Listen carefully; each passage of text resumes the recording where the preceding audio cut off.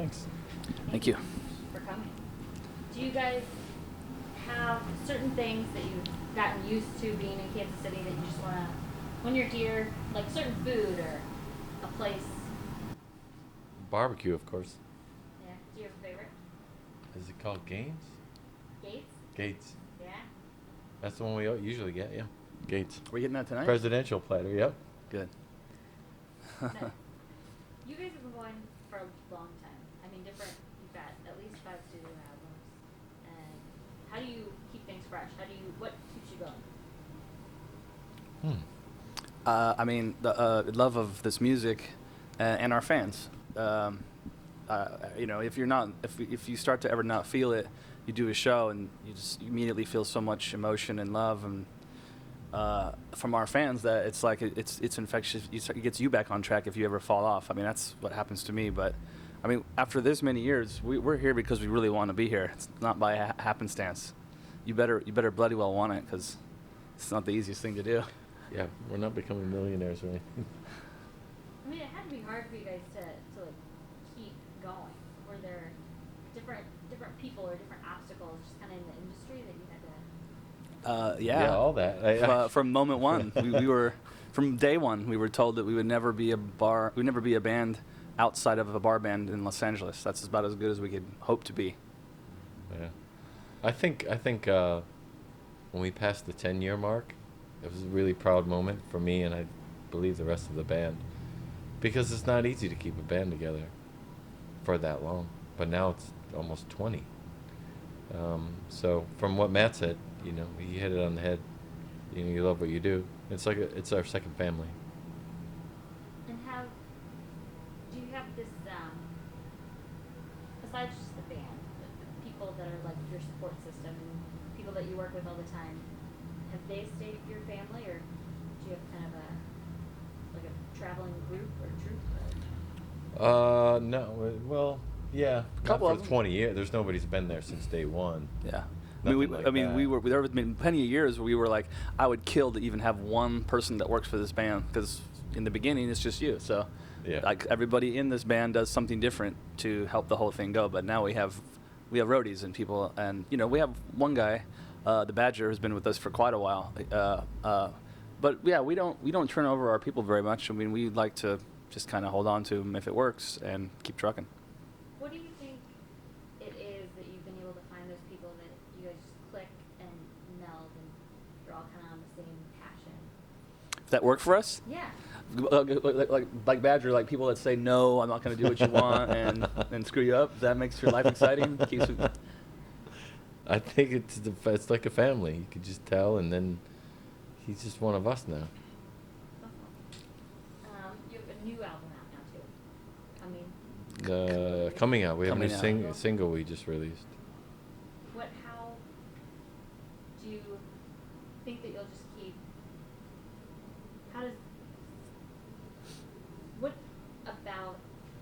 What's your favorite song on the new album? I guess is what I'm trying to say. We don't have a new record yet, so it's not even all there. How far in the process is it? Dennis, I would like your estimation. Well, it's you know, we're a funny band that it could be another 6 months or it could be another 3 weeks. It comes together really quick sometimes, most of the time. Sometimes it takes a little longer, and then, you know, you throw a month of touring in there, so that pushes it back. So that's kind of what we're doing. We're touring a bit, recording and writing a bit, touring a bit, and we've never done it that way before. Before we were like, this chunk of time is to make the record, we make the record, and now you're out on tour. We want to do things a little different, take a little more time, and just kind of go at our own pace. So, like I said, it could be out. I mean, the goal is very soon, but I mean, there's enough songs and all, but there's no definite date yet. Is that vague enough for you? Yeah. So somewhere between writing and recording. Somewhere between now and the day it comes out. Writing and recording. The last record's a good example. We had the whole thing completely done. Dave's like, I got a new song, and we got to do it. And it's Saints and Sinners. And we were like, okay. And we went to this different studio, and we recorded it. And, you know, it's one of our best song. So we were technically done then, but you know, we had another song, so Yeah. you never know. It's always changing. Well, and like I said, this particular time we're just doing it different. Before we were like under the gun, this is when you're doing it, Yeah. and that there's no, you know, change in that, and so. How nice to kind of feel it out. Feel when you want to be done with it and kind of Yeah. fine tune. And I guess it sounds good. It's for, I mean, I can speak for me. It's because it's so different than we did it before. It's like we get started and I want to keep doing it. I want to do more, and then it's like, nope, we got to go back out on tour, or we're Yeah, it we're could, taking it, more it time could be a little off. it feels a little disjointed sometimes. Yeah, it gets just, but- that's a good word, disjointed. And then, but then as soon as we get in the room together, like if I'm sitting at home alone, it feels disjointed, obviously, right? Then, Yeah. like last night, we rehearsed here, and then Dave came over and actually, to me and Matt, showed us 4 new songs. Yeah. Like, boom. Yeah. Like, whoa, okay. Yeah. I mean, when someone goes, you have 2 weeks, that's it. Make a good record, make a bad record, up to you guys. There's a bit of pressure there, you know, and not everybody, you know, it's not the funnest bit of pressure, but in the past, it's like we've just rose to the occasion, or now we're not really like putting ourselves underneath the heavy chop line like that. So we're just we're doing it, and in one respect, it makes it a little loose, so it could take longer, but at the end of the day, I think it just, you know, it gives us the patience and a little bit of you can let them breathe a little while and maybe tweak them to make them as best as we possibly can, because at the end of the day, that's the goal here, is try to provide try to record the best songs that we can possibly do for the love of music and our fans and the whole damn thing. I just read about the Salty Dog Cruise. Can you guys kind of elaborate on what you guys do? How long has this been going on? We've done it for 2 years. This So will it's just been March was the second one? Yeah. This last March was the second time. We've discussed it over the years, doing a bunch of different ideas and big sail ships and all kinds of different ideas, but we finally like pulled the trigger, which is not the easiest thing in the world to do. You gotta really like, I mean, when I first saw the boat that we were gonna do it, because you know we can have this conversation. Yeah, we're gonna do a cruise ship. Sounds rad. And then you walk up to the boat, and it's a size of a small, huge city. And we're like, this is us. We're doing this. Like, I mean, I know how much we're getting paid here. Are you sure this is? I'm looking for a tugboat, and it's just like it's serious. Like, it shocked me. So you kind of had to like step up and put yourself on the line a little bit. But it's been beautiful. It's been an amazing event. I suggest you should go and you know tell me if I'm right or wrong on this one. It sounds amazing, and the lineup that they just announced looks awesome. Yeah, super good. A huge group of people. Yeah. Yeah, it's insane. I the people that I've like talked to, like, yeah, it sounds, maybe I'll go, maybe I won't, and then they go and they just come up to me and stop me and go, you know what, I just stupidly thought that you were kind of, yeah, that was the greatest 3 days I've ever had in my entire life. I was in that boat at that camp, no pun intended. I just was like, I'd never been on a cruise. I was like, I don't get how this is gonna work. We had to convince our own goddamn band members. And then it turned out to me that it was one of the greatest times I've had. And Both years. Where did that idea come from? Because I've not heard of it. Well, honestly, if you, I mean, Yeah. there's lots of like music style cruises that go on. There's all kinds of, you can go on reggae cruises, and our manager also manages Damian Marley, and so I've been lucky enough to go on the Jamrock cruise, and it's super great. I mean, there's all kinds of like, there used to be Motorhead cruises, and there's all kinds of stuff. So, but no one's ever done like kind of what we're doing, which is like a kind of a punk rock Irish festival on the ocean. Yeah, I mean, but we've been thinking about this for a long time, and I just think that once if you do it properly with the right bands and the right spirit, it will be successful, and I believe that it is. Well, sold out. That's about that's right. Couldn't ask for anything more. The last one or the one? The last one sold out, and the one we just announced, no, I don't. Okay. It's not. So we still have time before tickets go on sale, right? That it. Yeah, you do. Yeah. You have some time, but I mean, I'm gonna go on a limb here, and Babe Ruth, it will sell out sooner than our one last year did, I think, because the proof's in the pudding, and people are having a great time. And if it sucked, we'd do it once, and then the boat would sink, and that'd be the end of it. We'd never do it again. I think we're going to continue to do it. So you guys have probably done tons and tons and tons of interviews.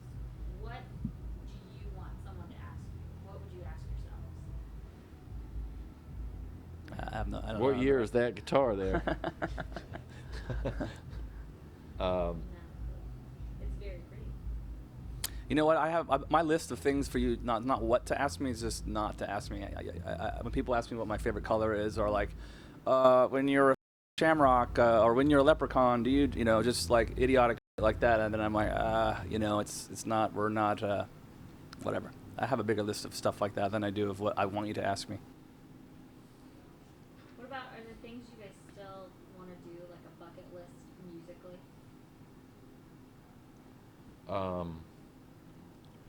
I think there's places we want to still play that we haven't, like China, or I don't know. I just said that. Where else?